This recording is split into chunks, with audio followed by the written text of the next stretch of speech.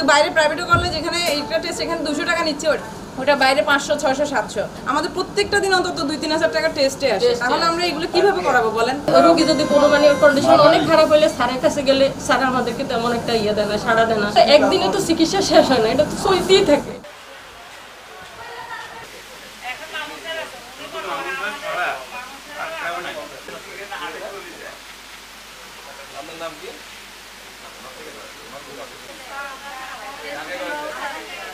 সবসময় সাকিব স্যার আমাদেরকে বাইরে পাঠাতো। এই ট্রিটমেন্টগুলোর যে রিপোর্টগুলো যে টেস্টগুলো আমাদেরকে বাইরে পাঠাতো, কিন্তু আমরা এইখানে ল্যাবে করানো আমরা তার চেয়ে অনেক মানে 10 ভাগের 1 ভাগ দিয়ে আমরা এখানে করাতে পারতেছি ল্যাবটাতে।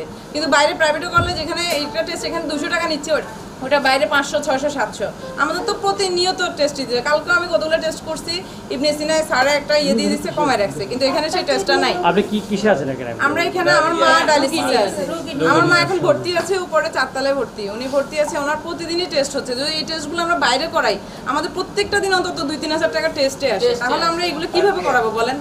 এই যে এলাহি স্যার থাকতে আমাদের প্রায় অনেক কিছু আমরা পেতাম, এখন উনি যাওয়ার পর থেকে আমরা কিছুই পাচ্ছি না। আমরা এখানে আবার এলাহি স্যারকে চাই, প্লিজ আপনারা এই কাজটা আমাদের জন্য করেন।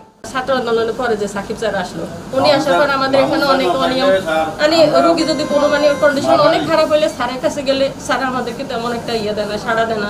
মানে আসলে আবার আমরা যদি কোনো পরীক্ষা নিরীক্ষার জন্য উনি প্রাইভেটে নেয়, আমরা তো ওইভাবে পাইতেছি না আমাদের, কারণ আমাদের প্রতিদিনই তো খরচ, প্রতিদিন খরচ। তারপরে আমাদের এই ল্যাবে বাইরে যে টাকা নেয়, ল্যাবে আমাদের থেকে অনেক কমে করি আমরা, কারণ আমরা তো একদিনে তো চিকিৎসা শেষ হয় না, এটা তো চলতেই থাকে। নোয়াখালী সদর হসপিটালে আমরা একটা বিভিন্ন অনিয়মের বিষয়ে অভিযোগের প্রেক্ষিতে আজকে একটা এনফোর্সমেন্ট অভিযান পরিচালনা করি। অভিযানের বিষয়ে আমরা এসে অতিরিক্ত ফি আদায় করে এবং রুগীদের থেকে ঘুষ বা অন্যান্য বিষয়ে অসহযোগিতা করে, এই বিষয়ে আমরা আসলাম। একটা টিম আসার পরে আমরা আজকে বিভিন্ন জায়গায় পরিদর্শন করলাম এবং কিছু বিষয়ে আমরা অভিযোগের সত্যতা পেয়েছি এবং এই বিষয়গুলো আমরা কাগজপত্র সংগ্রহ করেছি। সংগ্রহ করার পরে আমরা এগুলো একটা প্রতিবেদন আকারে প্রধান কার্যালয়ে প্রেরণ করব। প্রধান কার্যালয় থেকে পরবর্তী ব্যবস্থা গ্রহণ করব।